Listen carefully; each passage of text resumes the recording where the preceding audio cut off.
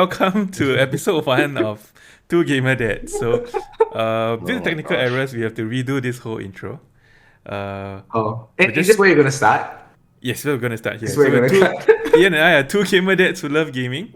We like to talk about games that we play, and then hopefully, we are gonna convince our spouses to allow our daughters to be the gamers we know that they can be. Yep. Okay. Quick introduction. I'm Marvin. Been a gamer since I was like single digit 6 or 7 years old. Um, I am a counselor by profession, and wouldn't really say I have a favorite non-gaming hobby because besides work, I just play games. Okay, Ian, you go. All right, my name is Ian. Professionally, I'm an accountant, but I currently work as a missionary. Hopefully, going to Japan by the end of the year. And I have Marv didn't mention this, but he has a daughter called Meredith, who's 8 months old. Oh No, nine yes. months old, Turning 10 turning 10. And my daughter is months. Yeah. Rebecca, turning 8 months old, 2 months younger. And my favorite non-going hobby is CrossFit. I'm a coach at the gym that Marv partly owns. All right, Chris, go. Hi everyone, again. Name's Chris. Like these two noobs, I'm also a gamer dad. I have a 3-year-old son. I'm a lawyer by profession. And I don't really have any other hobbies outside of gaming as well. I play games of all shapes and sizes. Hmm. Cool. Okay. Let's Good. skip the gaming part and then we go to the next Yeah, one. let's skip the gaming Nick. Okay. We You want can to we take can this? save that as for our Patreons. We can save this for our patrons. Sure. Additional tier level reward. In the future, Back right? behind the scenes. Yeah. In the future, it'll be voted. Yeah, I'll take this one. Okay. So as you guys know, I think the whole of was it like end of June and start of July? It was the Steam summer sale, where basically everything on Steam goes on sale. Usually the best sales. So I want to know what you bought, if you bought anything from the recent Steam Summer Sale, and yeah, let's just start with that first. What did you get? Chris, did you get Chris. anything? Yeah, let's go with Chris first. I did hang on. Wow, hang on, He needs to He look needs to through his check. transaction history. I hope Yeah, Grace I is bought ready to a, buy. I bought a few things actually. Well, you just want me to list them. I Yeah. bought I bought Sub I bought Subnautica. Yes, Subnautica. A game called Unheard. Ooh. Okay. Haven. Oh, Haven. Okay. As Far as the Eye. What? Siege Survival, Gloria Victis, and The Unfinished Swan. There's a lot of games, man. Yeah, and all and all games that is literally unheard of. Mm-hmm. Wow. Is which is the one that okay, because they're all like strange to us, especially to if it's strange to me, it's definitely strange to Marv. So how about you choose one game and tell us what's it all about and why you're excited to play it? Introduce us to the game. I suppose the one that okay, I'll skip Subnautica. Yeah. I suppose the one that I'm most interested in playing is probably Siege Survival, because Mm. it number one is it seems to be very well reviewed. But it's some sort of a survival castle defense sort of hybrid where you're basically defending your castle in the face of dwindling resources and so on and so forth. So that should be quite interesting. I What believe I attacks think you? uh opposing factions, I suppose. I don't think it's mythical. I don't think there are any monsters or anything like that. It's just Medieval. yeah. I Oh, think it's interesting. also in early access. Oh no, you bought an EA title. Is it? No. Eh? No, I don't think No, so. it's not. I didn't see that. It's released. Yeah, it's properly Yeah. released. I'm looking at it now. Looks cool. Yeah, it's Doesn't look very like a well game I'll it's play, very but well received. So I'm quite interested. how much you get it for? I can't It's recall. it has a demo, guys. It's a demo. Yeah. Yeah. Since when has Wow. that happened? It's quite rare for games to have demos now. Indie games tend to have demos, lah, because that's the only way you will Yeah. try. Especially if they are confident in their product. How much did I buy Wow. it for? You get it like 50%, then $11. That's pretty good. I Possibly. think. Purchase history. Siege. Survival Glory. Firstly, can I just say that that's a really long name? Gloria Victis, right? Siege Survival Gloria Victus. Oh, I got it for 16. Oh, so it's like 25% off kind of thing. Mm. Oh. You didn't get the bundle? What's the bundle include? Gives you some other stuff, I think. Oh, there's an Yeah. MMO as well. Oh, it's from an MMO. Oh, Gloria Victus is an MMO. That's in early access. So I guess Siege is like survival is like an additional aspect of it. That's cool. Maybe. Alright. Marv, what did you get? I didn't get much. I got Portal to play for our backlog thing, Yeah. and I got Master Chief. Master Chief. What's it called? Collection, right? Yeah, Master Chief Collection. Which I've played a grand total of 1 hour. and you must say that my prediction has come true. Yeah. I can't make it through Halo lah. There's no way I can make it through Halo. But Chris, and this is with the enhanced graphics. yeah, this with the remaster graphics. But I think I will probably try lah. Like, I'll watch it on YouTube, then I'll try something else. Maybe the second one. How much Chris, what were you gonna better say? is it? Do you think? I'll let Chris save us. Sorry, what? How much better is Halo 2 compared to Halo 1?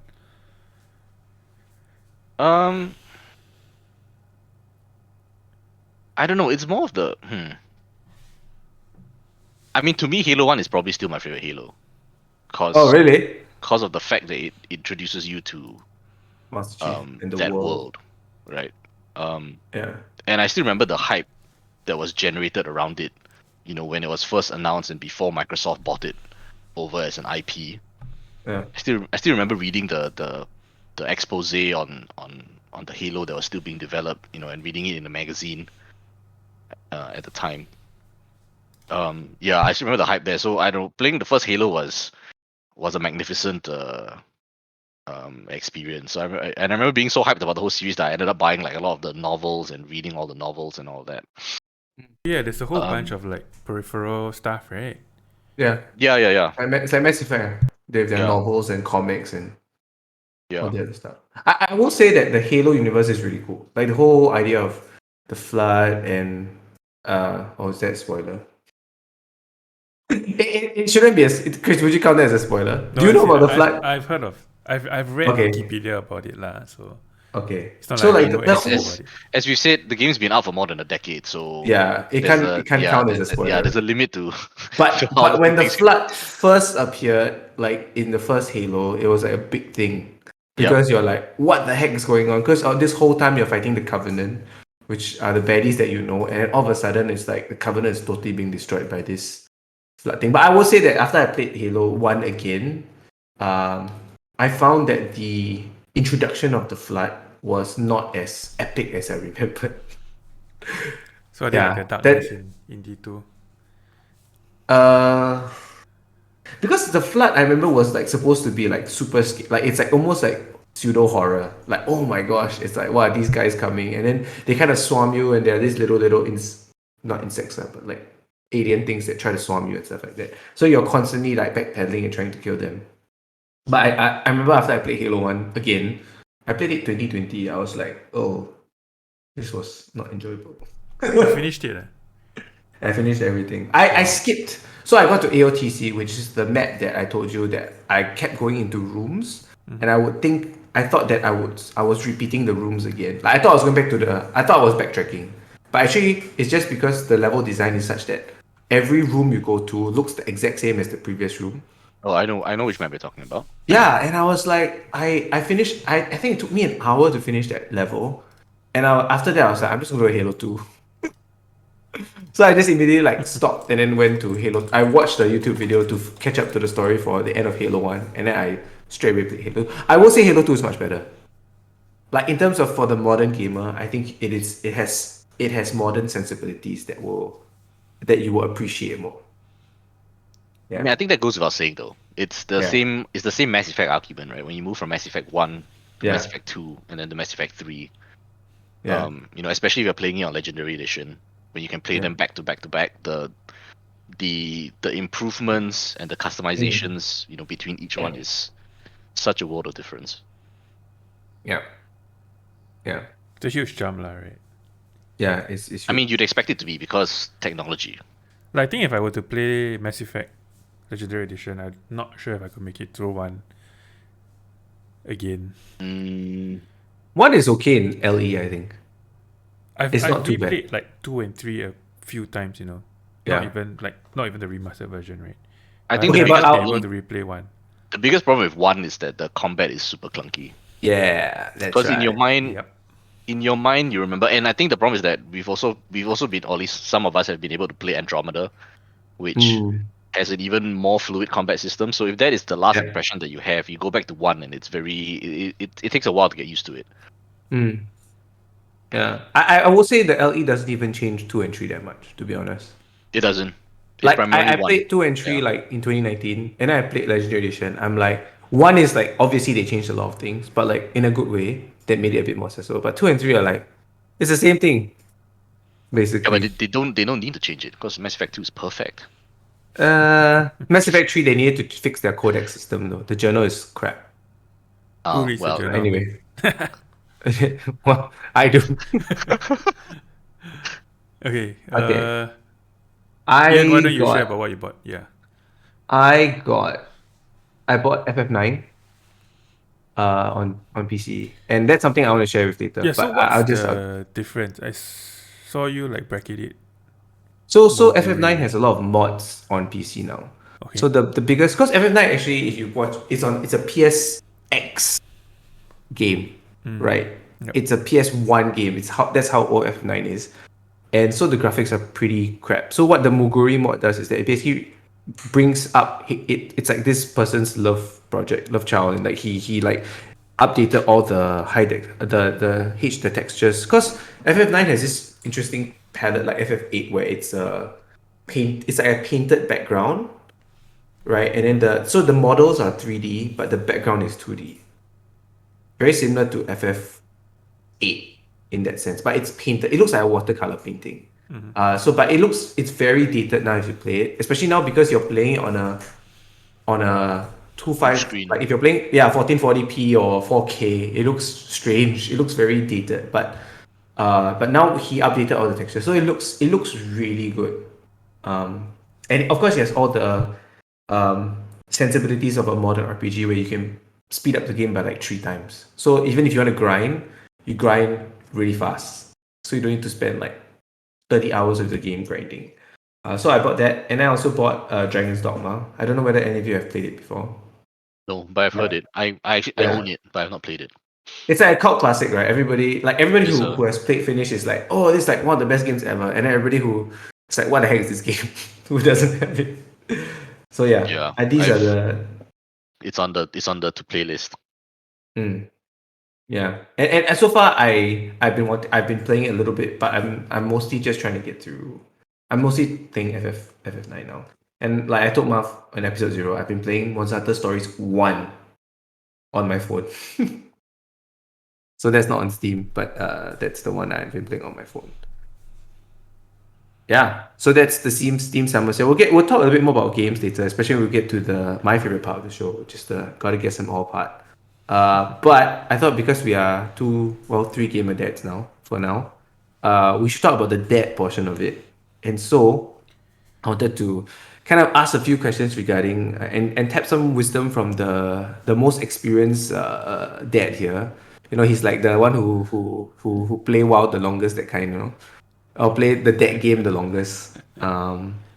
So maybe you just share first. What is one thing that you didn't expect as a dad? It can be anything. There's no restriction. Hmm.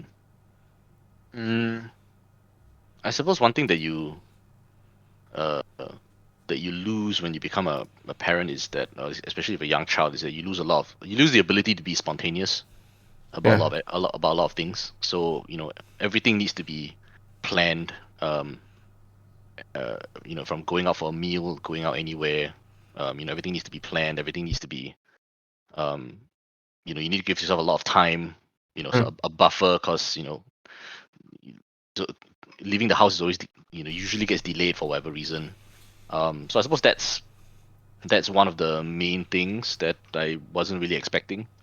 Yeah, it's just that ability to to say to your wife, to say like, hey, let's go for a movie today. Yeah, that doesn't happen anymore. Hey, let's do some Mythic Plus. I mean that you could probably still do that like once your kid goes to bed, but you can't leave the house and say, okay, no, let our kid sleep. We can watch him in the camera anyway. I mean, to be fair, that's probably where I'm at now, because once your kid is of a certain age, it becomes a bit, you get your nights back, so to speak. It becomes a bit easier to plan things out at night once they're, especially if he's able to sleep on his own through the night or whatever it is. Yeah. I remember that feeling of like, I mean, because people always tell you that when you become a dad, like there's definitely this loss of independence, right? And the loss of, like you said, spontaneity. I remember the first, at the end of at 3 weeks, I went for a run. Like when Rebecca was 3 weeks, I just told Marianne, I'm gonna go for a run. And on the way back, right, I just felt, for lack of a better word, like depressed. Because I was like, oh man, I can't like ever do that thing where, like you said, oh, let's just go for a movie, or tomorrow I can just wake up whatever time I want. If it's a holiday or whatever, I can just do whatever I want. There's this like, it just came crashing down upon me, kind of like in that moment. But of course, it fades because your baby grows and things get a lot better, and you get used to the whole thing, lah. And of course, for you, it was also very different, right? Because your dad experience for your first 2 years was also very interesting, right? It was, yes. Yeah, it was. Yeah, it definitely was with the whole coronavirus thing. Yeah. Yeah. Yeah, I think one thing for me is that kind of like our lives and our schedules are revolving around Meredith now. Like what Chris said, like we really have to plan around like when she goes to sleep or when she needs to eat, when she needs to drink. Like even for me, because I'm playing Destiny 2 now, right? So like in terms of gaming, a lot of the stuff that I plan with my clan mates, it's always like, oh, okay, I can only start playing like maybe 9:30 or we start at 10. Because Meredith goes to sleep at like 8:30, and then after that we'll have dinner. So like to have dinner and then you spend some time with my wife also, right? Yeah, so I think that's one of the things that kind of like it's a loss lah. Yeah. I think when I really become a dad, so one of the other things that I would say when I became a dad and I found out is that actually there is quite a lot of time to play games if you plan properly. If you plan properly, yeah. Yeah, and of course you sacrifice some other things also lah, like sleep. Yeah. So it's not too bad. You should tell Chris the story of your Hades story. Tell your Chris, the story of Hades. My Hades story. Yes, yeah. Yes, I do. I ended up playing more than I spending more time playing games than before Meredith came out. But yeah, I mean, we have friends that haven't had kids yet or are thinking of having kids, and then they always say like, oh, hearing from you guys, not very encouraging to have kids, but I know who you're talking about. Yeah, but I would say that having Meredith is probably not probably, but definitely the best achievement I've ever completed in any game. Steve achievement unlocked. Any achievement, yeah. Yeah. No, I actually think that it's like it's not the total loss of like your freedom that some people paint it out to be. Maybe because we only have one child. Maybe when we have two. I don't know how Lam does it. If those of you don't know, we have a friend called Lam who has 4 kids. Yeah, it's 4 kids. Yeah, but I mean now he's at a stage where his kids are a bit older, so it's a bit better. Correct. But I think his youngest is like 5 or 6. Yeah, can't but remember, that's pretty amazing. He's in the chat, maybe he can tell us. We'll have him on one day. Yeah, that will be that one will be the true raid leader. Yeah. Yeah. You should have Lam and his kids on the podcast He's because the they're all alpha gamers. alpha gamer dad. Imagine this podcast with like 7 screens, like 4 of his kids on, and then Lam there. He won't be able to say anything. They'll all be talking over each other. Maybe one more thing that I wanted to ask is because I mean, obviously we all know what it means like to be dads. There's always commonalities with being dads. But what is something that is interesting about your kid that you think no one really knows? Yeah, let me think. Those of you who follow me on Instagram will know that. So Meredith recently learned how to crawl, but she doesn't Yeah. crawl in the traditional way. She crawls like a worm. Like she'll put 2 hands in front, then she'll scoot on her butt, and then she'll like use her hands to pull herself forward. So it's not the like traditionally babies crawl with like one hand, one leg, one hand, Yeah. one leg. Right? She does it hand, leg, and then she will like scoot like a caterpillar. Yeah. I think it's then like so- Sadako. Sadako cross normally, right? Actually, not very sure. So I need to go and rewatch. But Sherilyn, my wife says that it's because we every night we read to her The Hungry Caterpillar, so now Oh. she has become a caterpillar. You think that's the case? No lah, I mean, Um, for me, I think Rebecca's. I don't know whether I should say this, but I think Rebecca's a little bit lazy. Okay, let me tell you why I think she's a bit lazy. Okay, it's because she can. Rebecca's at this where she can crawl and she likes to crawl. So if I put like something that she wants, like my phone, like for example, I put my phone like in front of her and it's like maybe like 4 meters away from her, like she will get there in like less than 10 seconds if she wants to. Like she'll crawl really fast when she gets there. But every time because I walk Rebecca, I take her out for walks quite often in the day, like at least 2 to 3 times a day, right? Just before she takes her naps. So usually what I'll do is I'll wear my carrier, right? Because I carry her in the carrier. Then I'll kind of lift my hands in front of her, like in front of myself. So I want her to crawl to me lah. And I know she knows that she's supposed to crawl to me, but in her mind she just crawls like 2 steps, and then she's just like, okay, pick me up. She will literally just stop and just look at me and then just whine and cry. It's like, no, Dad, I did my job. I came halfway. You come the rest of the way to get me. Yeah, I don't know. This is just weird things, but maybe she's just too young to get it. Yeah. What about Alex? I don't know, man. I'm struggling to think of something actually. I mean, He doesn't do any weird things that you're like, dude. No, I mean he's just at what you'd expect of a boy, right? You know, rambunctious, running all over the place. Yeah. Yeah, I He's don't 3, know. right? He's 3, yeah. Is he? Because I haven't seen him in like ages. How like is he a teenager? Is he a three-nager? Have you heard the term before? Teenager? Yeah, sure yeah. you- I mean, he's a, how do I describe him? I don't know, he's got his peculiarities. Like, I mean, there are certain specific things that he really likes doing, he really expects to do. Like, he likes pressing buttons on like remote controls. But that's not Yeah. anything unique. Like, I'm sure all kids love pressing buttons on yeah, remote controls. Meredith But, does you know, that too. yeah, but like, I suppose there are certain things like when he enters a room, like he wants to turn on the lights.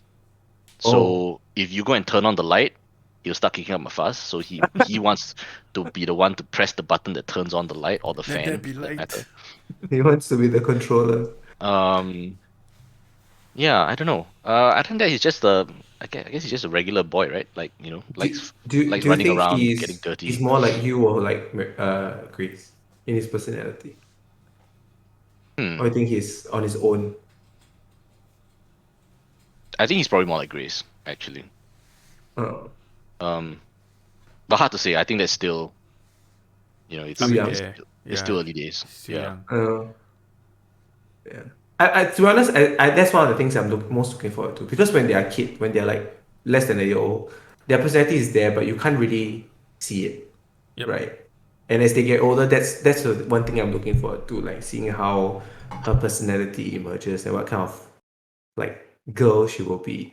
Yeah. Yeah. All right. Now let's go back to the gamer part. Okay, our Marv, you next wanna take section this one? is called Gotta Guess Them All. Let me just play a sound clip. I don't think you guys can hear it, but people on podcast will hear it. Who's that Pokemon? Video game. Is that what you're playing? Yeah. I think you sync my gosh. with it. Oh, really? I don't know. We'll find out when we listen to the podcast, I guess. But yeah, so this section is about we get our guests to do a 3 by 3. So they choose 3 genres of games that, if they could only play 3 genres of games for the rest of their lives, which 3 would they choose? And out of those 3, they would choose the top 3 within those genres. So we got Chris to do it, and Ian and I are going to try and guess what they are. So Chris will This be, is gonna be fun. he will give us the genres, and then we will guess. We'll have 3 tries. Yeah. 3 tries All each. right. Well, 3 tries. I mean, it's 3 tries. It's 3 games, right? So I tell you what. Let's make it a bit more. Cause I'll give you 4, right? Cause okay. So I think we must tell everybody that I have the obvious advantage in this because Chris and I have very similar taste in games. So a lot of games that, although maybe I'm not too sure anymore because I've never heard of Siege, Survivor, Gloria Victors. So in a sense, Marv is in a disadvantage here. So how about Marv? I give you 4 tries, although I don't know how much The that. problem is that I may not even know 4 games in that. So let me give you a helpful hand. Okay, open up Steam, and just click on the category that he chooses, and then just go down to top rated. All right, it's more I assure likely you, than it's not. I assure you, it's not that simple. I know, but at least he will be able to guess 4, right? Like it's not gonna be just like he just picks a game from a different genre altogether. Okay, give us an easy one first. Or what do you think is the easiest? He thinks RPG is the easiest, right?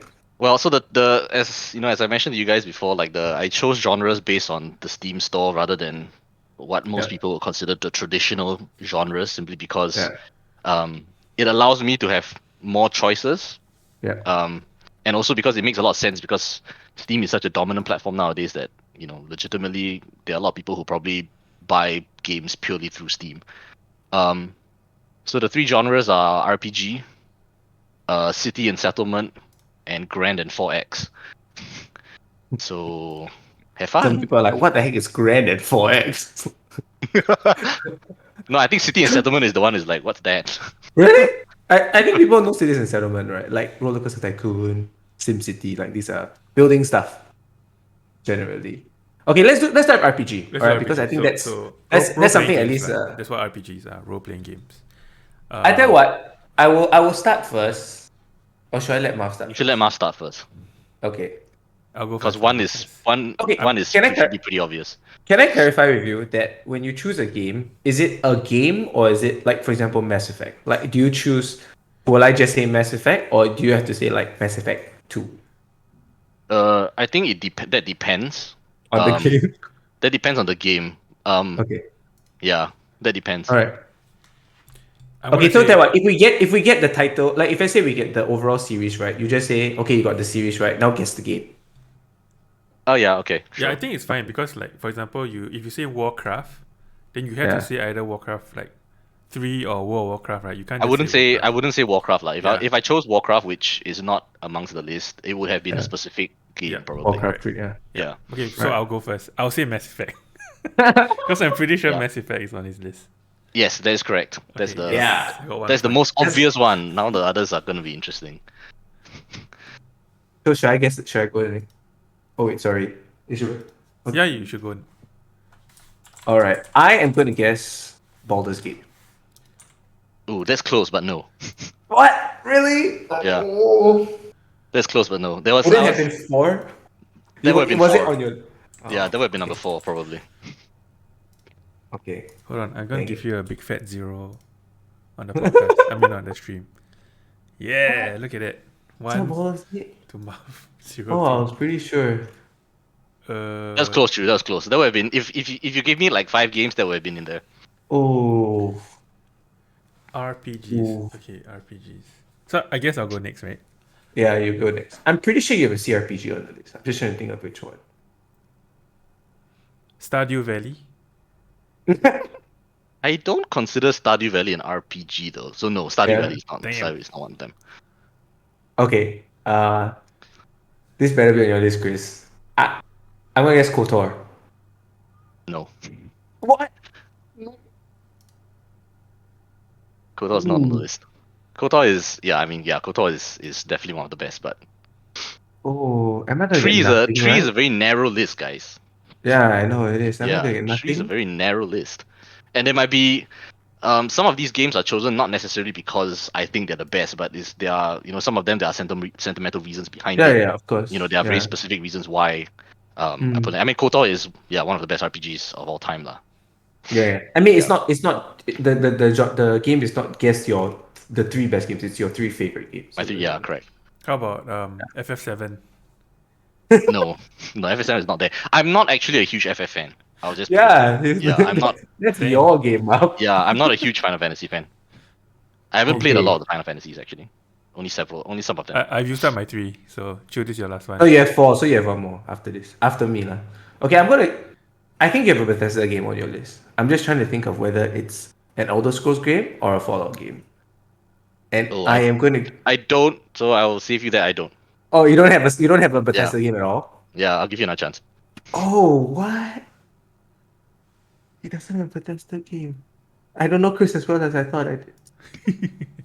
I'm gonna win. Yeah, you're already winning, right? You need to get this to tie. Ooh. Okay, I still think I'm gonna go on the CRPG road. I'm gonna guess Neverwinter Nights. Yeah. Ooh! Yeah. Good Okay, job, Chu. okay. Hold on, let me change your score so you get one. Oh. Yeah. Okay. Is it? Do I have to guess the actual numbered edition?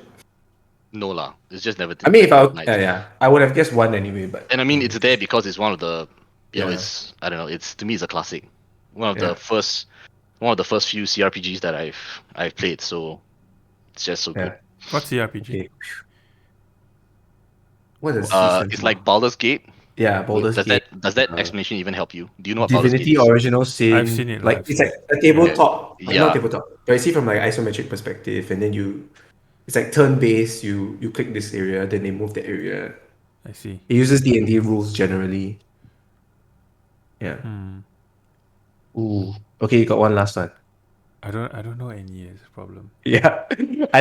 Would it be hard for him to The last guess? one is also a Yes. CRPG. Ooh.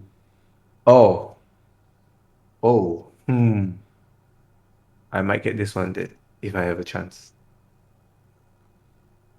You can just Google CRPGs, pa. Best CRPGs of all time.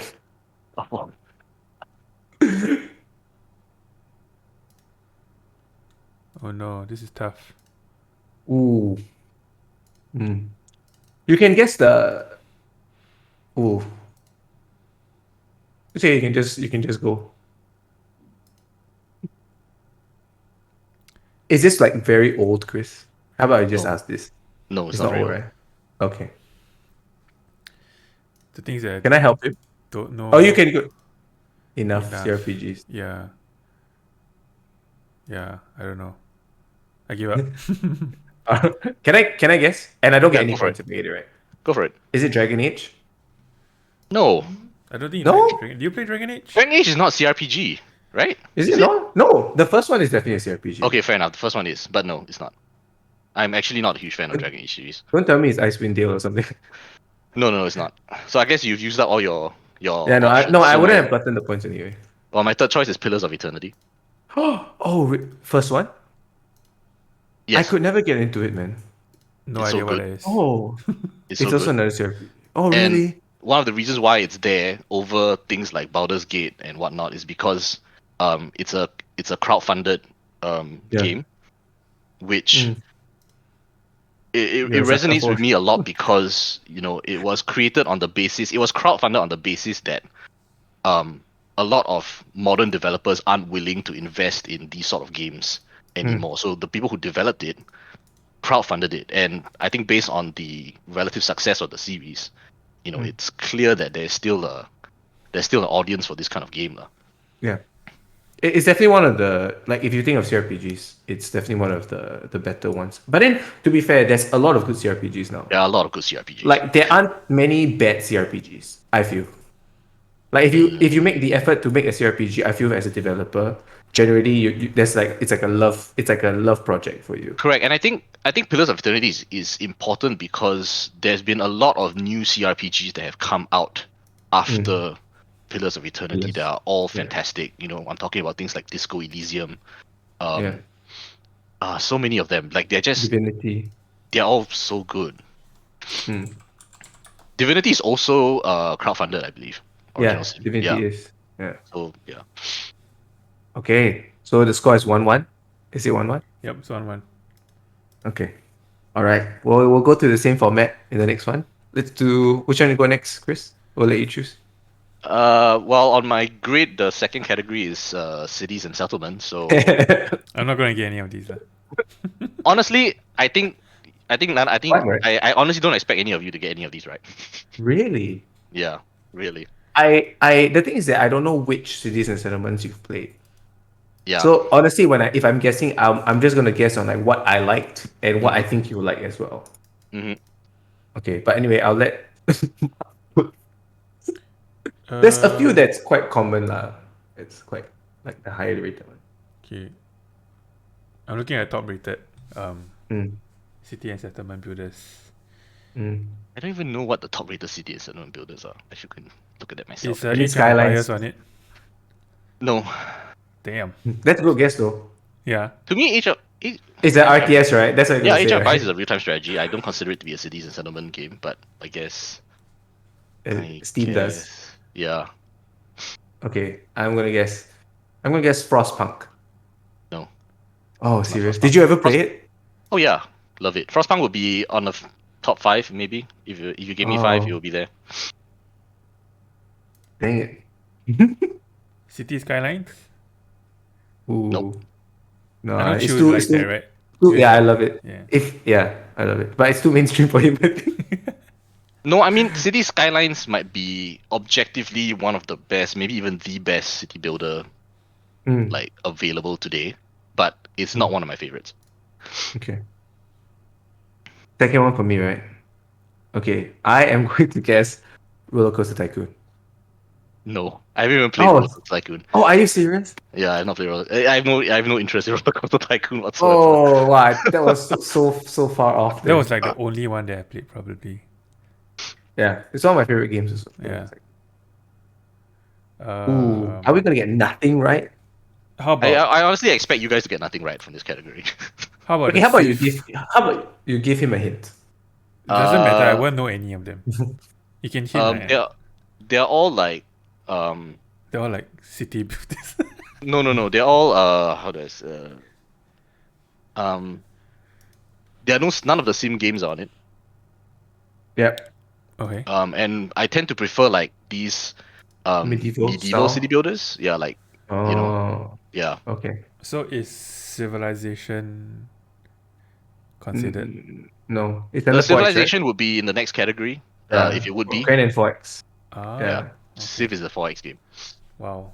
Okay, I'm just gonna pick a random one from page 2. It was a medieval one.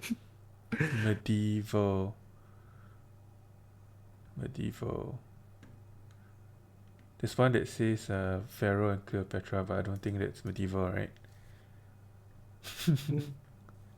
You have two more chances, sir. Two more tries. One more. You can try. Oh, I get 4? I get 4? No, you get 4. Oh, yeah. Okay. Although I don't know whether I help you. Oh, what's this?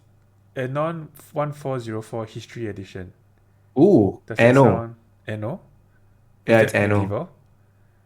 It's by Paradox. I don't know whether he's a fan of Paradox games. Take your But choice. you can try. Is Okay. there a choice? Okay. It says History Edition, so... Is So you're that choosing correct? Anno, is it? Yeah, he's using Anno. I think I will give it to you. What? I listed Anno, a different Anno, but I am a fan of the Anno series in general, so I'll give that to you. Okay, I have no idea what that game is. Literally, I'm just Oh, looking see. at... I love the That's Anno series. Steam's, I've played them all, I think. Mm. Okay, cool. Yeah. It's a Paradox game, right? It's made by the same creators of City Skylines as well. Is it not? I'm not sure. I Is think it? so. Yeah, I think so. Anno is made by So, Paradox, right? what is I the can't actually background of recall. this game? Oh, So Anno started as it's basically a city builder. So you can it's like back then you build your city, you build housing, you build different industries like winemaking industry. or whatnot, and it just feels nice to build like a city out. But I think the newer ones, they've tried to incorporate a bit of story into it, which I actually think is quite nice as well.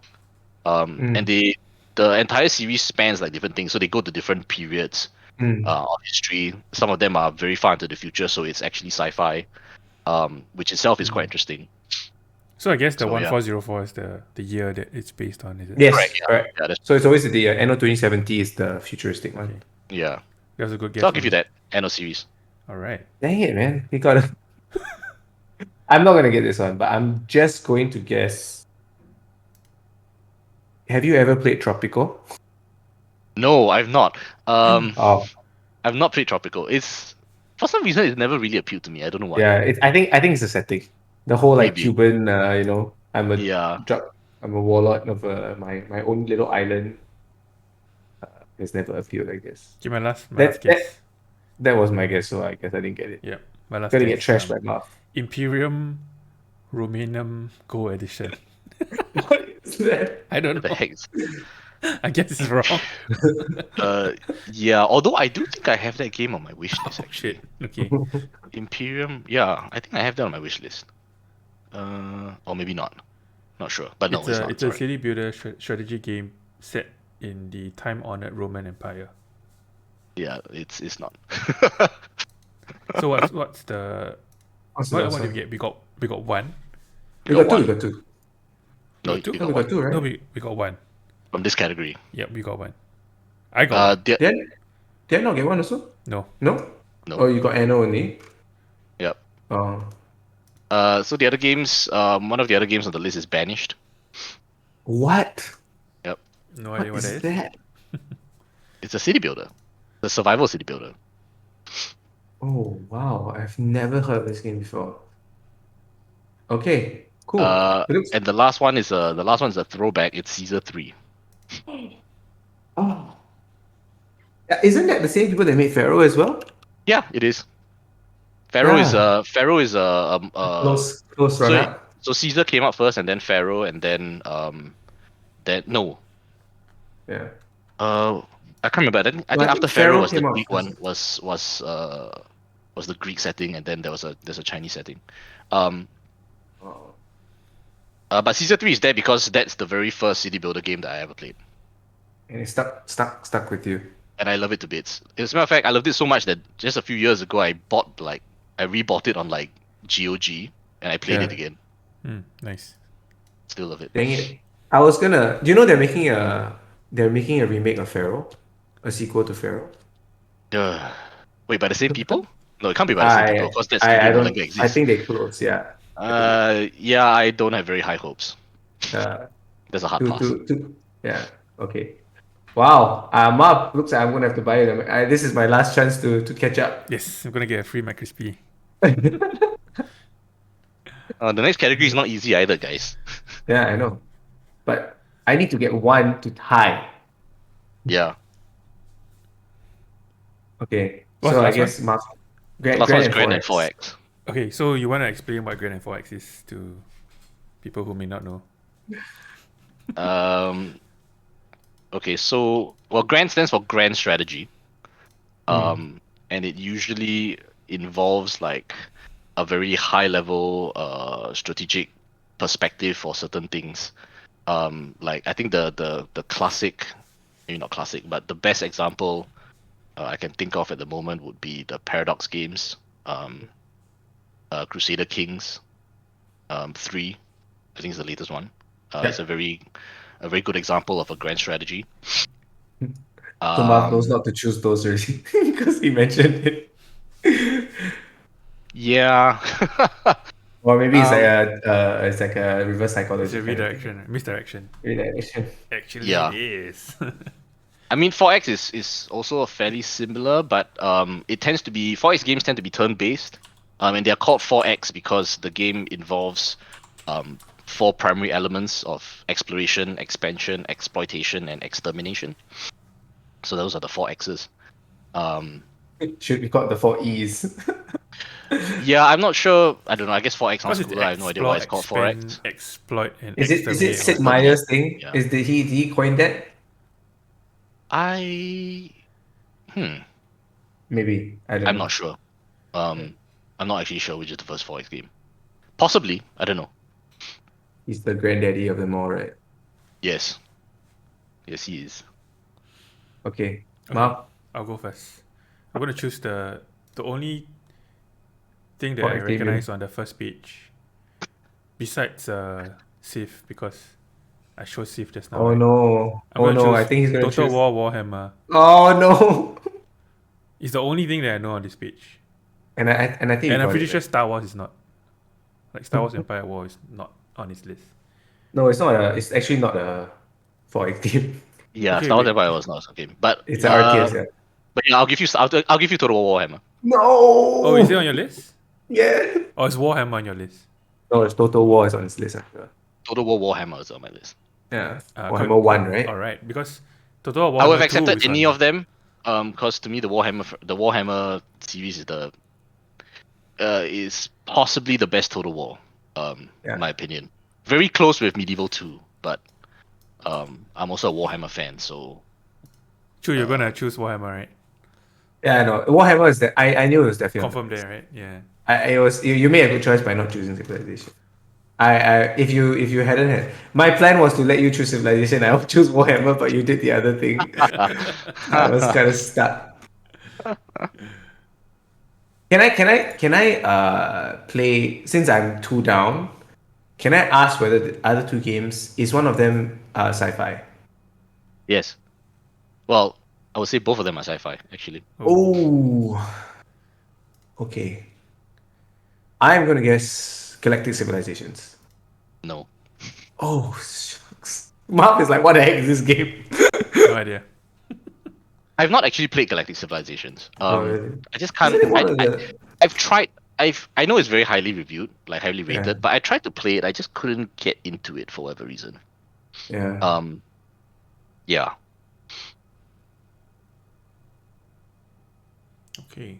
I think I've lost, right? No, I need. If I can get the next two, I You win. get lah. these two. I get a tie. Sci-fi. Okay, let me just scroll through and until I see something that is sci-fi. Cause most of it seems to be very like in the past. Yeah. Kind of, yeah.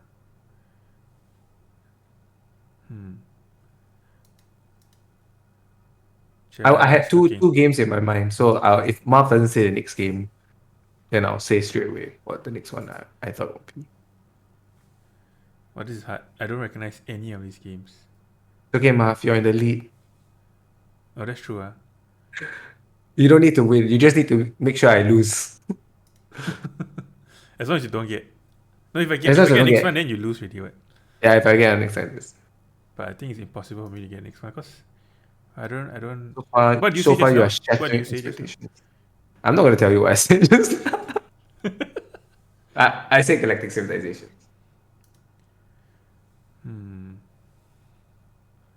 Wow, this is tough. It's okay, bro. Just go for it. Our viewers are waiting. Okay. I'll just choose You a. should play the Kahoot soundtrack. You know? I'll choose a. Hold on, let me choose something random. Something that Oh. sounds sci-fi. Oh, by the way, Must- Chu, you're asking me for a suggestion for a game that we should get Marv to play. I have one. We can talk about it later.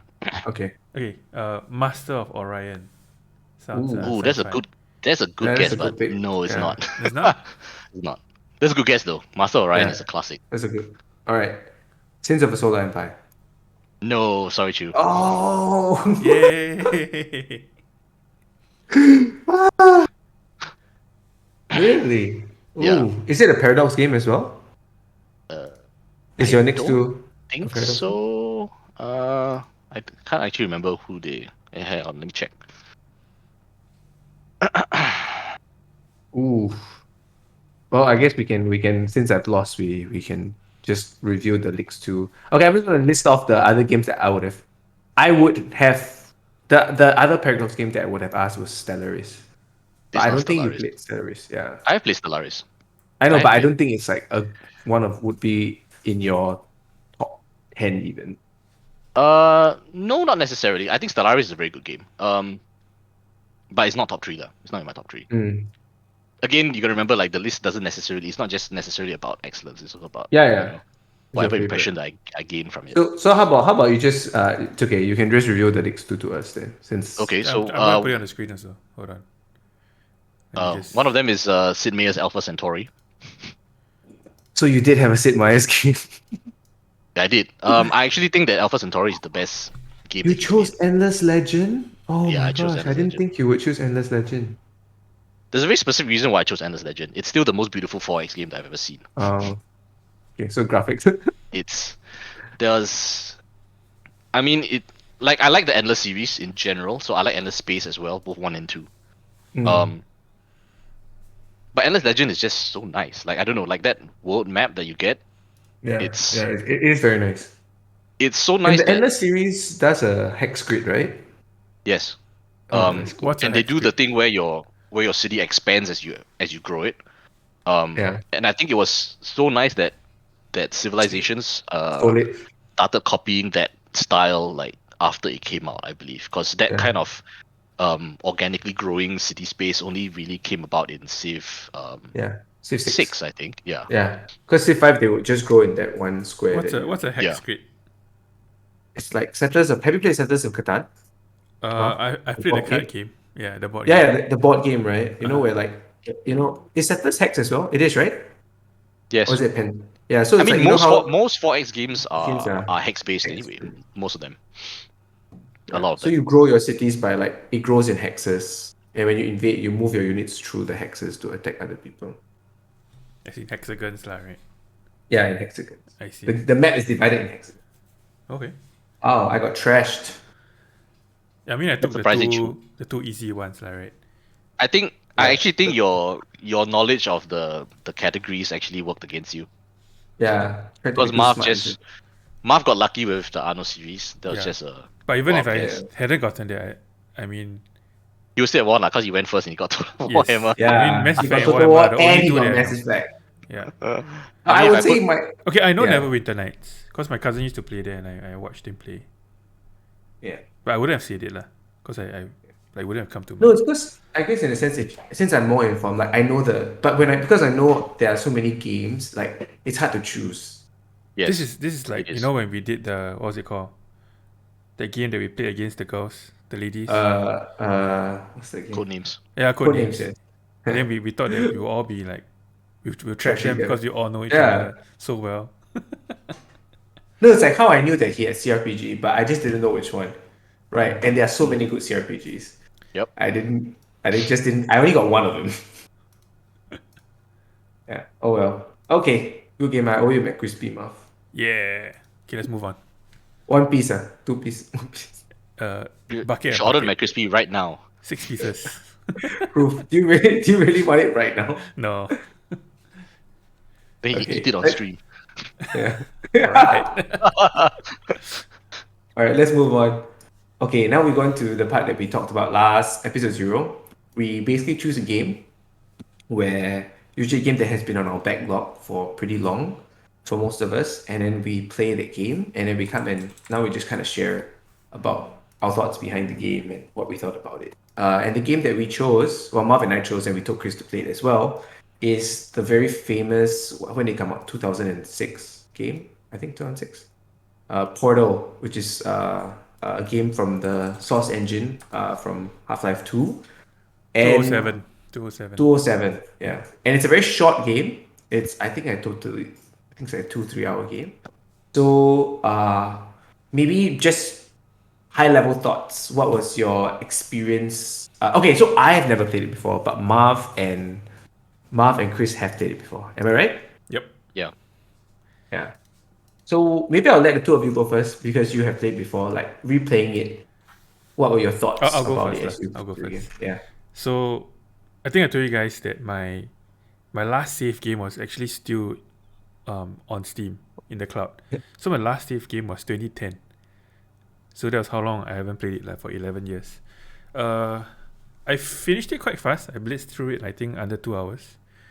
I could remember most of the puzzles, but I would say that replaying them, even though I've already played them before, and when I solve the puzzles, I would go, whoa, okay. So it's still pretty cool from a 2021 perspective for a 207 game. Because if people don't know what Portal is about, you basically have this gun, and you can create two portals, a blue portal and an orange portal. So when you create those portals, basically they're linked lah. So for example, you can shoot it at a wall, then you can shoot it at somewhere high up. So you can go through the wall to get up high to a place where you wouldn't be able to reach. So because like maybe there's no ladders or something like that. Yeah, and then there's the whole physics engine built into it. So if I'm not wrong, Portal was after Half-Life 2. Yes. And Half-Life Yep. 2 had the revolutionary gravity gun, where the physics engine in Half-Life 2 was revolutionary. Like basically, you had a gun that you can manipulate gravity with, so you could suck objects up and then shoot them at high speeds, and you can use them to solve puzzles. And then they adapted the whole idea into Portal. Yeah, and so like laws of physics, like for example momentum and all that, actually factor into the game.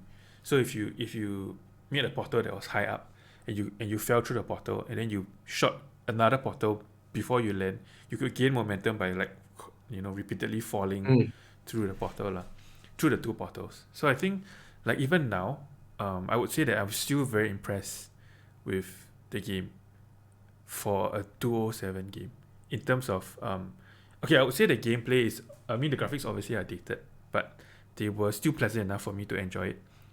But I think the puzzles and the amount of like critical thinking you need to have to solve the puzzles, they still hold up till today, like 14 years.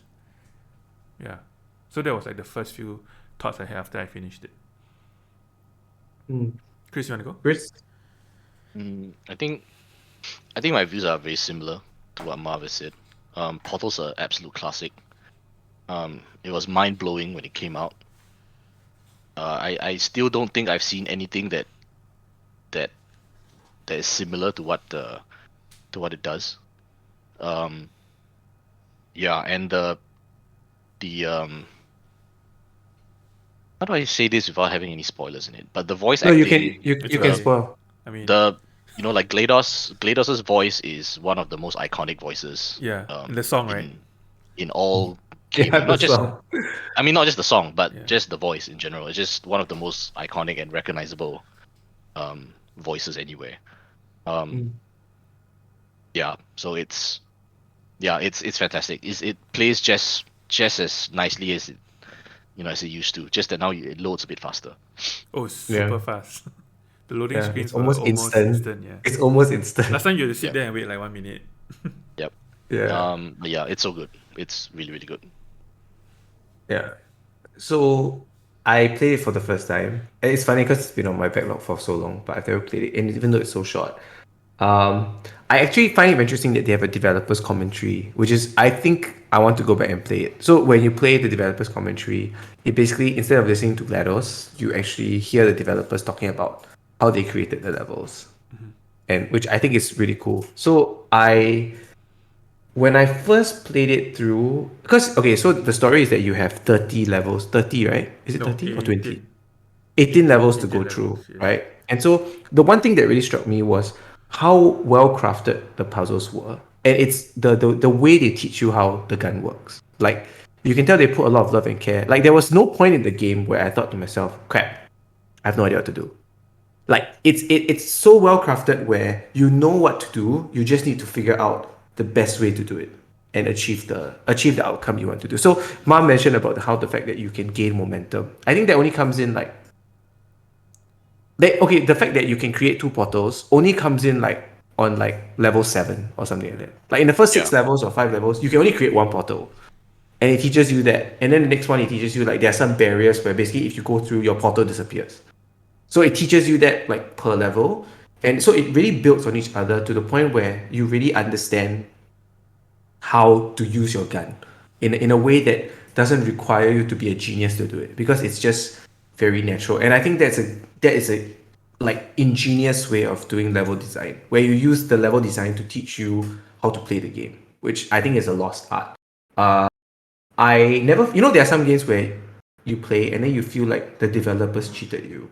Like they created something like a puzzle game that was, they didn't explain it well, but it's kind of like you have to read a guide and you're like, oh, I didn't realize that was hidden in that corner. Like there are those games that in that way, but I didn't think Portal had that because in a sense, when you play Portal, you create the way to solve the game. In terms of story, because I didn't know. I mean, I knew GLaDOS, and then of course Chris told me the cake is a lie. But as you go through the game, okay, so how the game is very what's the word for it? Sanitized, right? Like it's very artificial. Right? The walls are very white. It looks like a mental asylum, like a very You see, sci-fi you're in a mental. test. You're in a test lab. Yeah, correct. And then at each level you go to it, you start to see the cracks, right? Because you start to see like, oh, some of the walls are busted open, and then you see behind it there's like all these rundown walls and pipings, and then you start to what? So the thing behind your mind is like, oh, something is wrong, right? It feels weird, and then GLaDOS also starts to. I think it's so cool the way that like as GLaDOS talks to you, it gets. If you, I think if I were to play it again, there would be like it's like watching a movie again the second time. You start to see like, oh, there's like what sounded innocent in the second level is probably like pretty damning once you finish the game and you realize the story. And so I think for me, I really, really enjoyed my 2 and 3 hours. I also love the music and the sound design in the game. I don't even distinctly remember any music that clearly, but it was quite atmospheric in the way. Like even the portal gun, you shoot it, Putum. That sound is so iconic, so good. And the last part I want to say is that one thing I want to ask you guys: did you have like when you replayed it this time? Did you have one moment where you burst out laughing, or like you were like, oh, like it was an aha moment for you, or I don't know? Did you guys have that? I don't think so, because I could kind of remember most Everything. of how the story went. Okay. Yeah, same. Yeah.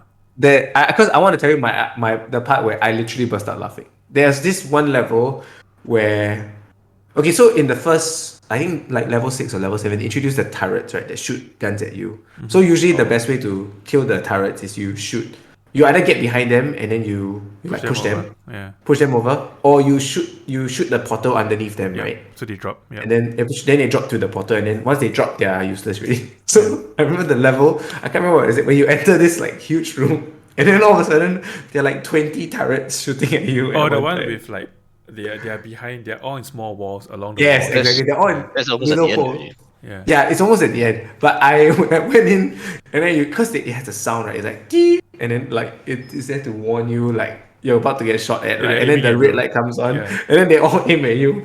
And then because it's so unbelievable to me because the previous levels you only have like 3 turrets at max, right? Aiming at you. This one is like you just see 20 lasers aim at you, and you're just like, what the heck is going on? But then the funny thing was that if you just hide in the one corner, right? You basically have like the whole time in the world to like decide how to dismantle each and every one of the guns. Which is what I did, right? You just aim at the corner, you shoot the portal at one side. Yep. Then you aim at that corner, you go to the portal. Then you just systematic, and you realize that wow, this gun is like the most powerful gun in the world, right? And I think that to me was like a really cool moment where I was like, it's funny, but at the same time, it's like, oh, this gun is awesome. Yeah. So I just wanted to share that gun experience. Do you think? Okay, I have a question, which is, do you think Portal lived up to the hype? But that's a bit strange because it's such an old game by now. Chris, have you ever played Portal 2? I think I played a bit of Portal. Actually, I should check this. I think I did. I've not completed Portal 2 though. Ooh. I finished it. Well, my Steam says that I have 2.2 hours played. I didn't finish So it. Definitely didn't complete it. Yeah, I definitely completed it. I have Just- 0 hours, but I played it before. Before Steam. Yeah, before Steam. Because to me, it's like Portal is such a unique game. Especially, okay, I want to say the ending credits of that game. Can I just give a shout out? It's like the best ending credits I've had. Like, you know, ending credits, like even for Mass Effect, right? Like one of my favorite games of all time. I immediately just want to press end. Like skip. Yeah. Like I like Casey Hudson, bro, but like that's all I need to know. I don't need to know who your second sound director is, right? But like that song that GLaDOS sings at the end Yeah. is so good. Yeah. There's been a bunch of remakes also. You should go and check them Oh, out has on it? like YouTube. Yeah. It's quite an iconic song lah. So can I just ask, what is the What is your interpretation of the story? Okay, I played Portal 2, so I can't tell you because Okay. I know the story. Like I know Oh, how so it but turns out. It's a continuation. no, It's a but direct okay. So if you sequel. had only played Portal 1, right, what would have been your interpretation of the So story, or is okay, there no I mean, story? if you look at, like, when you are going through like the scientist's office, and then you see like the presentations on the wall, they leave Yeah, like their presenter, what do you call it, yeah. that thing on, right? So they're actually, Aperture Science is actually a competitor That with Mesa. Black Mesa. Yeah. Yeah, so in Half-Life 2 is based on like Black Mesa, right? Yeah. Yeah, so later on, I mean, okay, this was supposed to be in Half-Life 3 lah, which never happened. Will never happen. Will never happen. Apparently you are supposed to go to this ship, this huge like tanker called the Borealis, which is linked to Portal, cause like there's an Aperture Science ship or something like that. So in terms of the Oh. story, I do know that it eventually intersects. Oh Yeah. no, but so like, are you a test subject for Aperture to test out GLaDOS or to test out the gun? Is that the Yes. Well, I mean, I don't know test out what lah, but you are basically a test subject. So you're supposed to die, right? You're supposed to die at the and end of it the 18. and they always just use different test subjects to go through the portals, to go through the different levels. Is Something that like the that. it's like Something like oh that. So Shell, she survives lah. And then in Portal 2, I won't spoil it, but it's a direct continuation. And GLaDOS is also still in Portal 2. yeah, so you don't actually okay, so you don't actually kill her lah at I the mean, end she of dies, but I mean, she comes back lah. She comes back. okay. Yeah. The ending scene is there any okay, so the ending scene of Portal that I remember is the cake.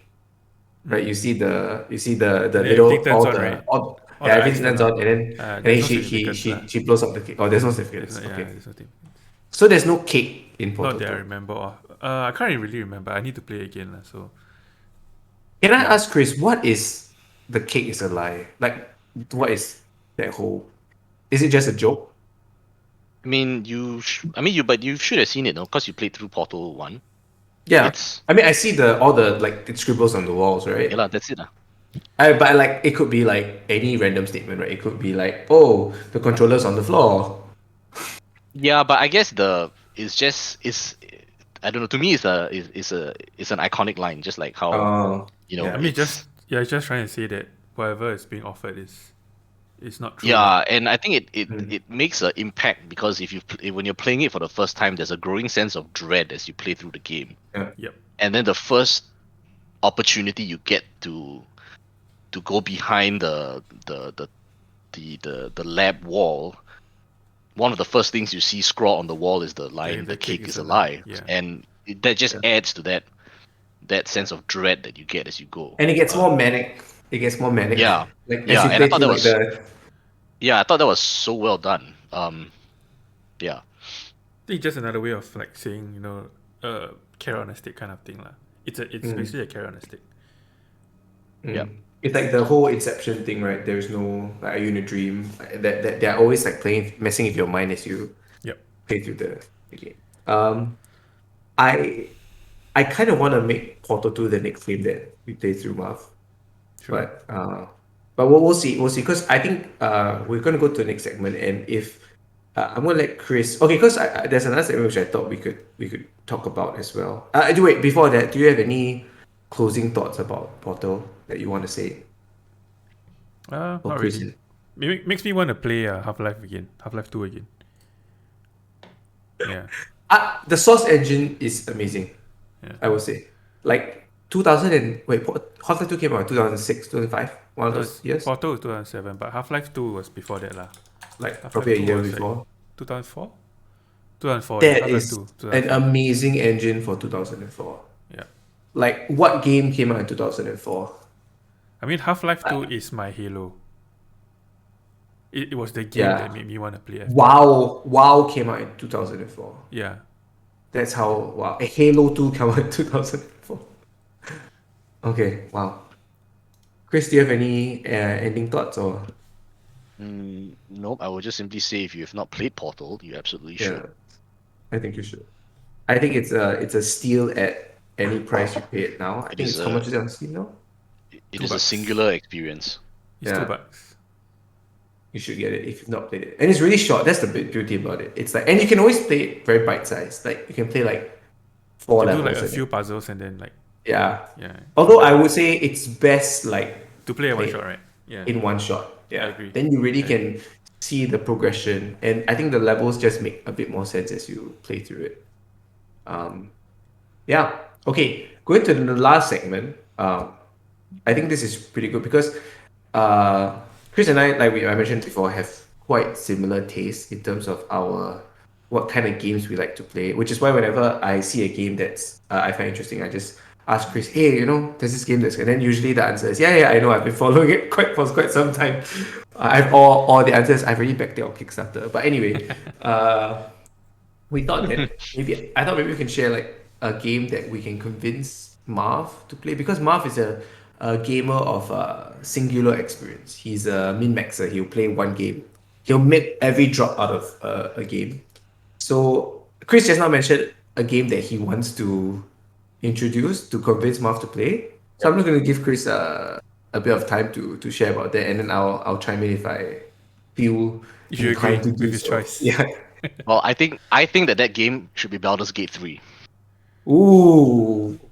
Okay. But okay. Go, Say go. say your argument. So, I mean, if the whole purpose is to expand his, his gaming experience, so Baldur's Gate 3, it is the latest installment of a legendary series, and I think it's a lot more accessible. So it's currently available on early access. I have it. I've completed it on early access because you are in early access. You're able to play the first act of what will eventually be the full game. And despite the fact that there are like a little bit of bugs here and there because it is still early access, I found it to be quite a fairly polished playthrough. So it's being made by Larian Studios, which is the same company that does Divinity. Divinity Original Sin 1 and 2. So having played Divinity Original Sin 1 and 2, it was very clear to me that they've basically taken whatever they've learned when making those two games and they've applied it into Baldur's Gate. So even in the early access, I find it to be quite a polished experience. I experienced very little bugs. There were a couple maybe. The voice acting is solid. The graphics are obviously up to modern standards. So it's got a bit more bells and whistles over your more classic, your more CRPGs like Pillars of Eternity and so on and so forth. So I think there's enough of a hook there to get someone like Marv interested. And if you're a min maxer, it doesn't get more min maxing than Dungeons and Dragons. Let's be honest. It's a top down, is it? Yeah, isometric. So yeah. it's like Yeah, it's like isometric. Diablo. It's like Neverwinter Nights. If It's you like remember how the Diablo, Halo- but it's like Diablo, but they've chosen to make it turn based and it's party based. So it's kind of like XCOM. It's like okay, it's like the Star Wars game we played, Rebellion. Is it what's it called? Star Wars, the one we played, the board game at your house. Oh, What's that? Okay. Imperial Assault. Imperial Assault. Imperial Yeah, Assault, okay. yeah. Imagine Imperial Assault, but like in a video game. Okay. With then there's cutscenes lah. Then there's The story, there's that yeah. that story version. So it's kind of like Mass Effect in that you can talk to people and then it shifts into that point of view, over the shoulder view where you're talking to whoever, and then you have conversation choices, you have companions. So it's kind of like Mass Effect in that sense, or Dragon Age, I suppose, is a more appropriate example. Okay. So I manage a party, and obviously the party has like different roles, lah, right?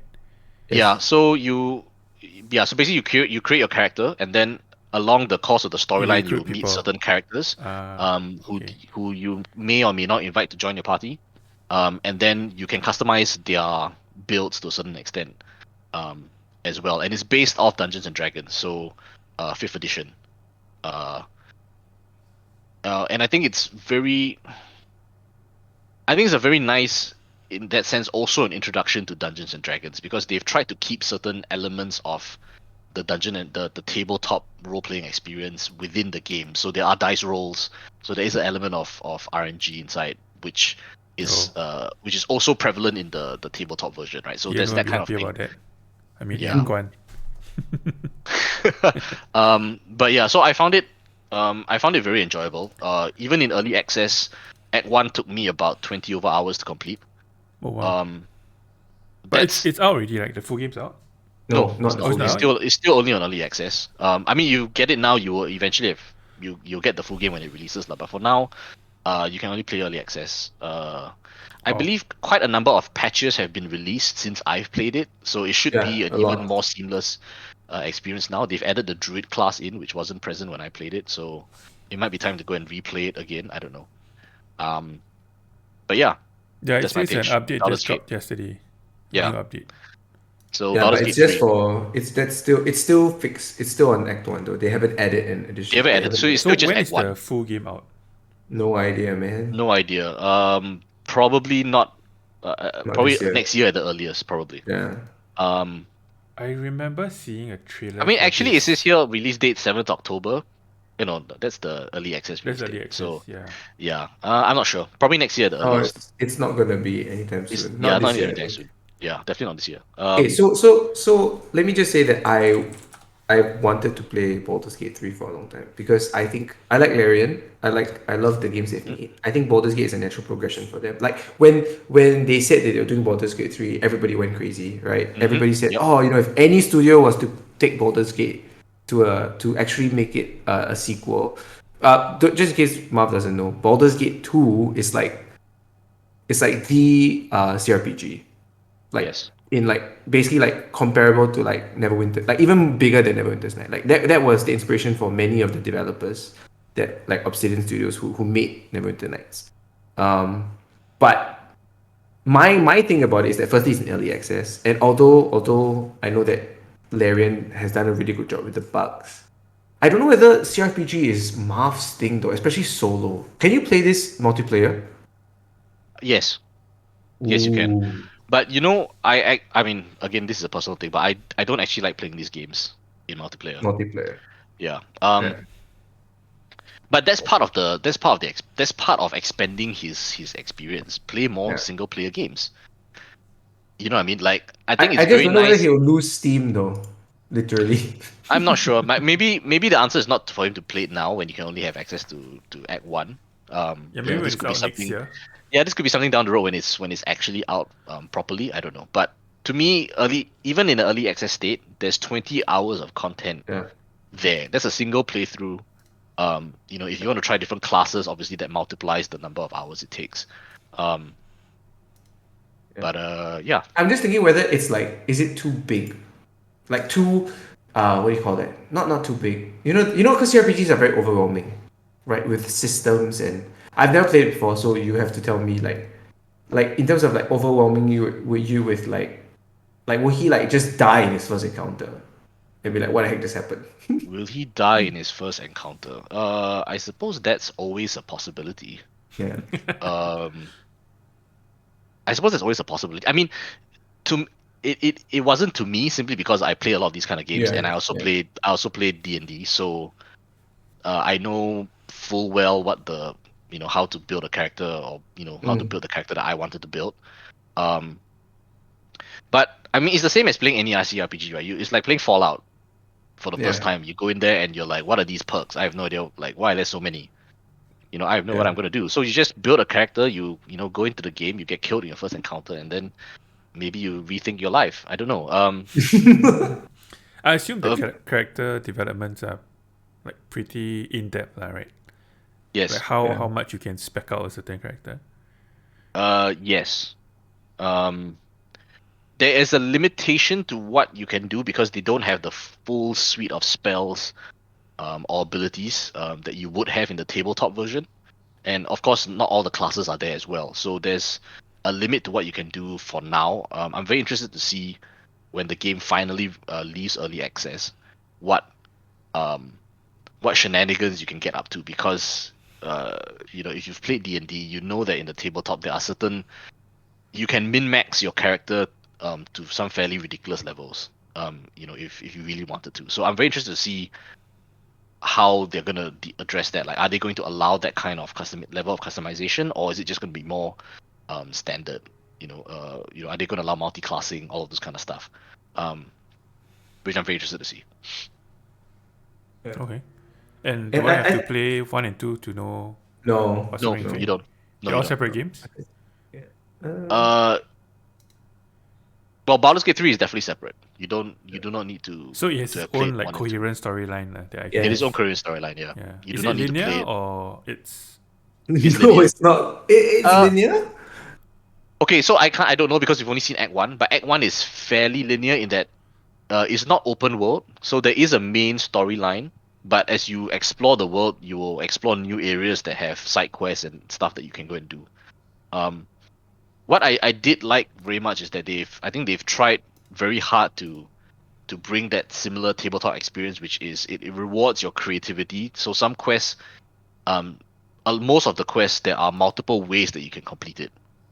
You know, I there's see. always the good old fashioned way where you kick the door down and you kill everybody. That's always one way to do things, right? But then there are some other ways that you can complete it. Usually involving like you can if you explore, you might find a back route that allows you to get through. You might find a hidden door that you then lockpick to access a place. Um, to steal something or talk to somebody. And you complete the quest that way without having to fight anyone. Okay. Which I thought was very nice that they've tried very hard to keep that element of it in there. Okay. Yeah. I guess when it comes out in 2022, I'll take a look at it again. Sure, We you can. We remind me. can. I think. Maybe for his first CRPG, I can. I think it'll be good for him to play it. Okay. The reason why I say is because I think for CRPGs, okay, the beauty about CRPGs to me is that you can play it however you want, right? You can just like blitz through the main storyline, ignore all the side content, and just go to the end of the story. But I think that's the missing out on the whole. Because okay, like for example, in CRPGs, right? You can. I don't know whether it's true for Baldur's Gate 3, but like for Divinity Original Sin 2, which is the previous game that Larian Studios made, you can literally kill people like the quest giver and like end the quest. Okay. So like that's how the game works. Like it's either a very straightforward quest, or you can also like skip quest entirely. Like you can. My experience with Divinity will be very different from Chris's experience with Divinity. Is if you go through a different route. Yeah.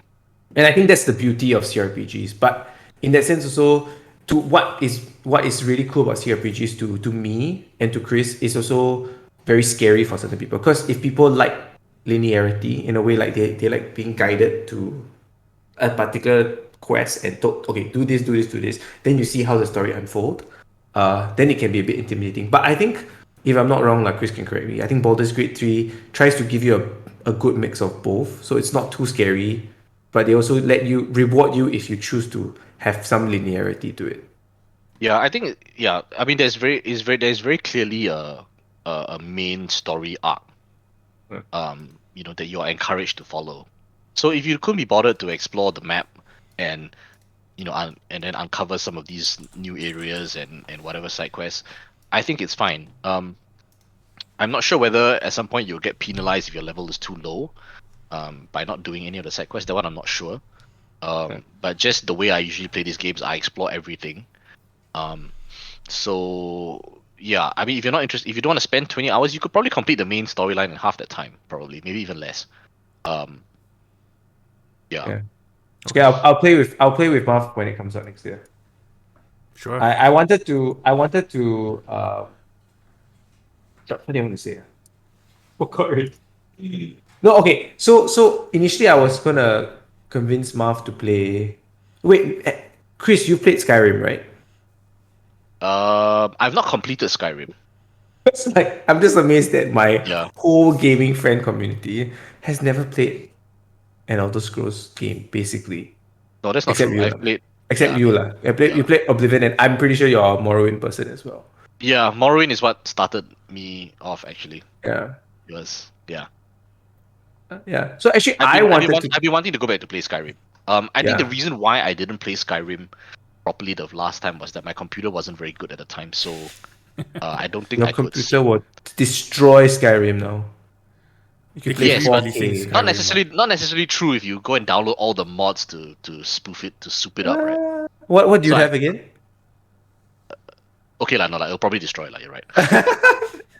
But yeah, so Like a 3080 or it something. it is on my list, so I do want to go back and play it. But I think at the time I didn't play it was because my computer wasn't up to spec at the time.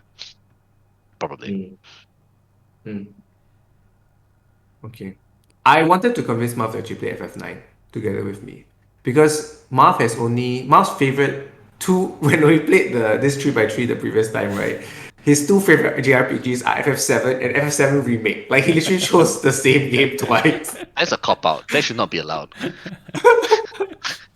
So it's like in my mind, I was like, I want him to play FF9. They're different games. Yeah, okay, to be fair, they are very different. Yeah.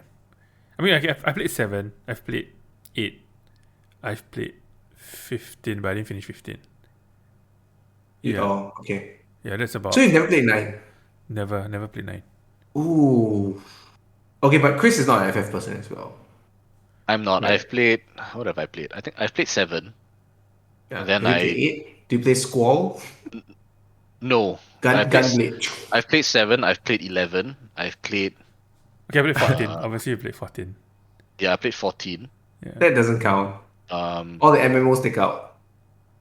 What? Okay, fine. As in they're not in the main line. Then I've played but not completed 15, and which is the one with lightning in it? 13. 13. 13, is it? That's a bad game. Yeah, so I didn't complete that one either. So yeah. Okay. I wanted to convince Marv to play FF9 just because I think it is a return to because FF7 and FF8 are actually very interesting. It's actually for Square Enix, it's a very big departure for them because if you play FF1 to FF6, right, like the sprite one, it's all very fantasy, and then 7 is obviously like Midgard is kind of like I wouldn't say steampunk, but it has steampunk elements to it. Yeah. And then 8 is like I don't even know what to call it. It's just weird, right? The setting is weird, and then FF9 is going back to like the whole It's school fantasy. Yeah, it's a school fantasy, high school fantasy. It's High School Musical in FF style. Yeah, so I wanted to convince you to play FF9. But anyway, I think we should play Portal 2 actually. I don't mind playing Portal 2. I mean, I have it already.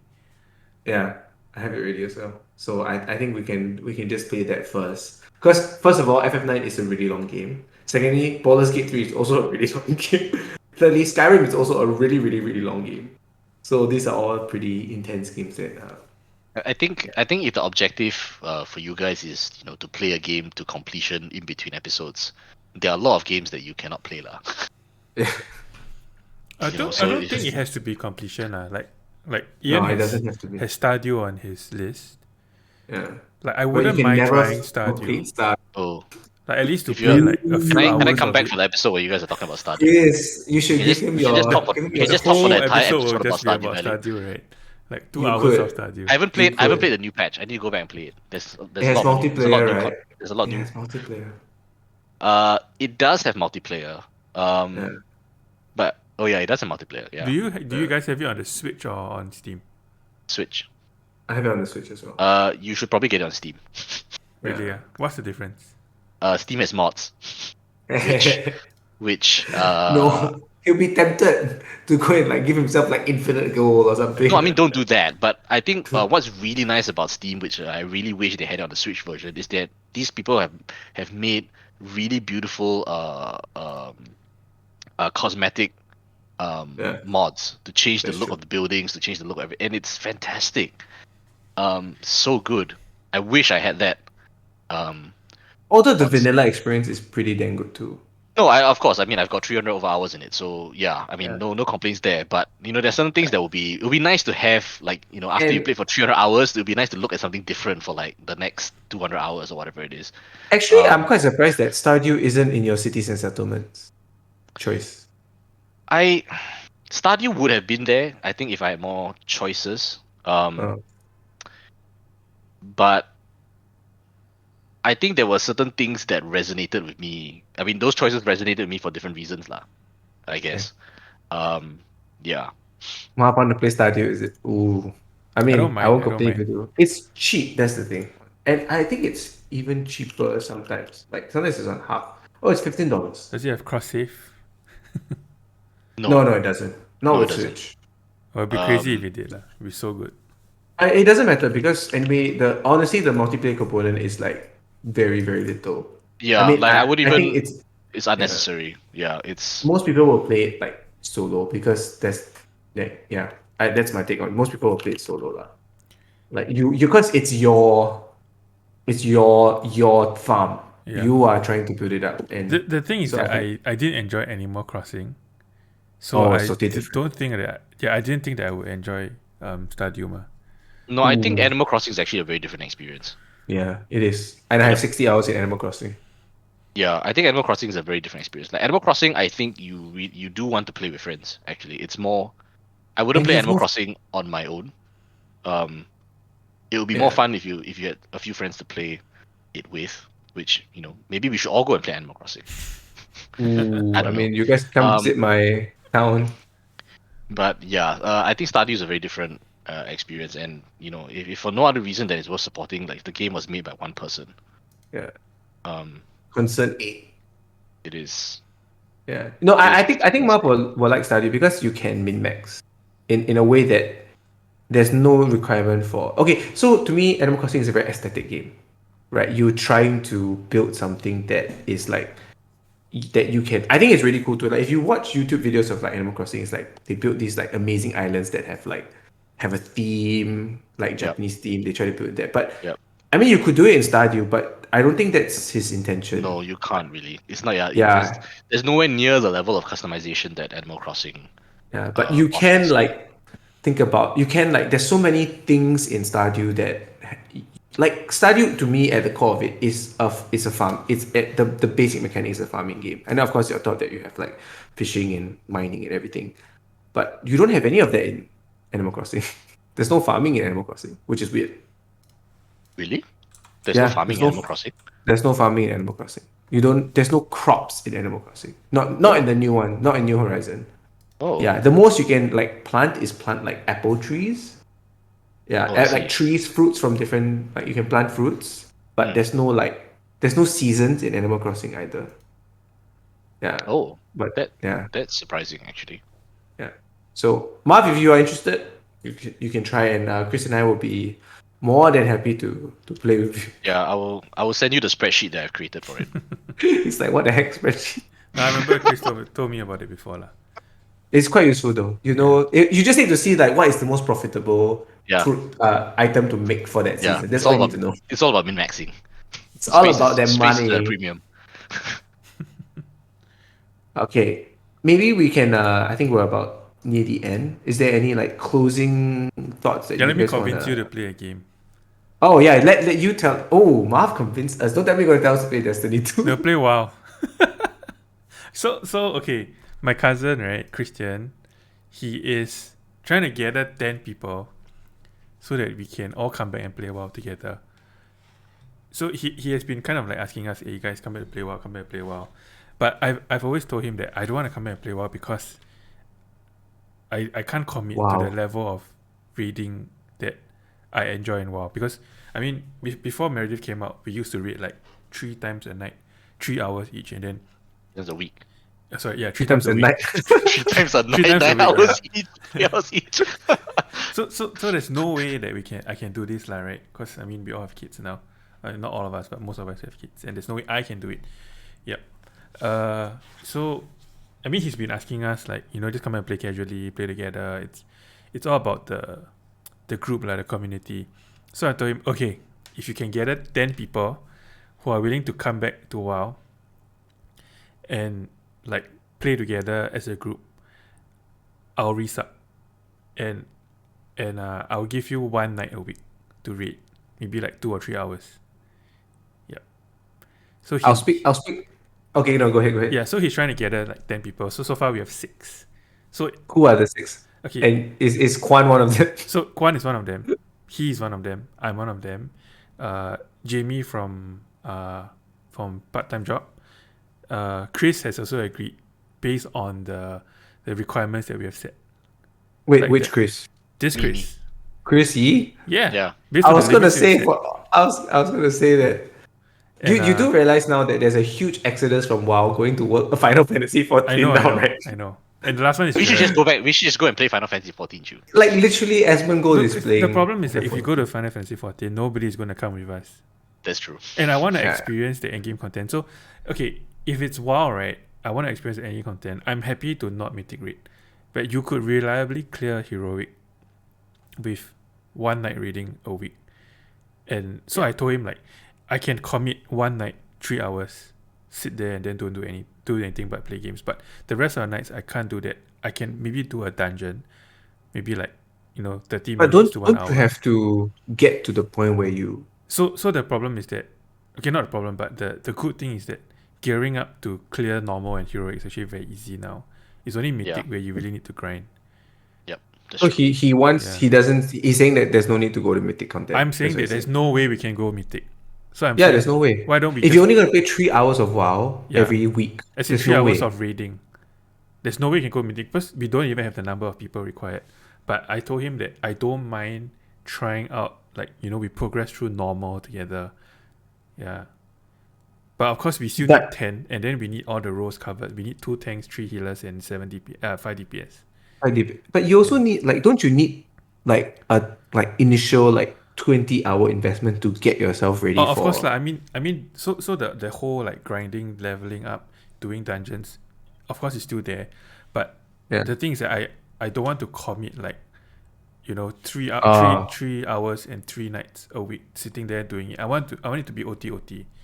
Like if I have time after dinner, maybe 10 o'clock, then we can like do 1 hour of dungeon and then go off. Yeah. Yeah, I don't mind if there's a group because I mean, I would say all of us played WoW for so long because we enjoyed the community, right? Like playing with friends. Mhm. Yeah. So I told him, if we can get 10, I don't mind. Yeah, but so far we only have 6 lah. So as long as You're there's trying no to convince 10, me. 6 includes Chris as well. yeah. I mean, I'm trying to convince you on behalf of him. Oh. I won't I don't know, deny man. that I've been tempted. Okay, so I've been tempted to play because I've been following the race to world first. Like the new raid just opened like yesterday. And I always enjoy watching like the highest level of raiders trying to clear the world first lah. Yeah, and this raid seems exceptionally hard. Like on Mythic, right, the six boss, limit complexities, they are first now. They have 100 over pools on the 6 boss. It's only the 6 boss, not even like the last 2 bosses. Yeah, so Yeah. I mean, I watching them. Yeah, it's You're a big gian lah. yeah, it's confirm gain lah. Yeah, I It's want to because experience it. you have done mythic content before lah. Yeah, so you so also- I told him like I don't mind trying to convince myself, heroic is the new mythic. Now that I'm a dead, mythic is out of reach. So, but yeah, we'll see lah. If not, I'll just continue playing Destiny 2 as my MMO with air quotes. Yeah. Yeah, but WoW is just comfortable lah. It's like a warm bed. I don't know, it's not a warm bed, a cool bed that you go back to at night. I don't when know, it's a man. warm I don't night. think I can. I think I've given up WoW already. I'm not gonna go back. We need a tank. We need I a didn't tank. I didn't play BFA. Just skip lah. Just boost to Like Shadowlands. I ended with Legion. Like if the which other I- Jared comes back, he'll probably tank. So we'll need an Are you trying? option. Are you trying to get him? I'm pretty sure he'll come back if we all come back. There's this whole thing, right? Like we all come I back. tell if, you, if like you come nobody back. said, like Christian kept asking us to play, and nobody like wanted to say anything. Then the moment I said, okay, if you can get 10, right, then I'll come back. Then suddenly, like in the chat group, a few people are like, okay, I want to play. I want to play also. I want to play also. Like, guys, y'all got no balls to say you want to play, right? Waiting for No, somebody that's to because start the domino. That's because we follow you, Marv. You're the raid leader. So if Yeah, you're not playing, it's what's the like- point of us playing? It's like 10 people. Like we all agree that we all take drugs together. Actually, who I would really want to come back, like, who I want to come back to play WoW with is John. I miss playing with John. John Ong. He cannot lah. No, Yeah, but his they timing just is got really hard out. lah. The timing is hard. First of all. Yeah. Yeah, true. And Liz will kill him. Yeah, I mean, leaving aside the fact that his wife will kill him, I think he really has no time with his current Yeah. job. And I think his current job is probably far more interesting than World of Warcraft could ever be. Probably. Yeah. Yeah. I was asking Joel, but I don't think Joel has time either. No, the timing is a bit. Joel has the hard same lah. problem, which is timing is hard. Yeah. Yeah. Joe is 12 hours behind us, so I think actually for him it's easier than Maybe, yeah. than John. I mean, Yeah. But yeah, it might actually not be too bad because I prefer later times than earlier times, actually. like if we did Sunday night, right, then Joe maybe could join us Sunday morning, but he's going to church lah. But I mean, something much easier than versus WoW. Then join. Which do you choose? Yep. So that's my pitch for convince me, Chris. I helped you. I mean, Christian, I helped you already. So Sorry. The warmest bed there is. Christian, it's not the warmest bed, it's on fire. The bed is burning you, just like the jailer doing to Sylvanus. To Sylvanus. Oh my god, spoilers. I don't know. I don't know. I'm just making. I didn't even watch the trailer. I heard that it's bad though. Like a lot of people are complaining. so Sherilyn actually said that if we play well, she will resub also. Is she going to join the raid as well? I'm not sure.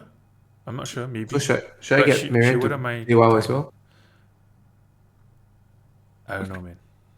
No, I mean, there's no Sherilyn way. has played WoW before, so to her, I mean, you could. It's familiar. No, she won't. Yeah. And I don't want her to play either.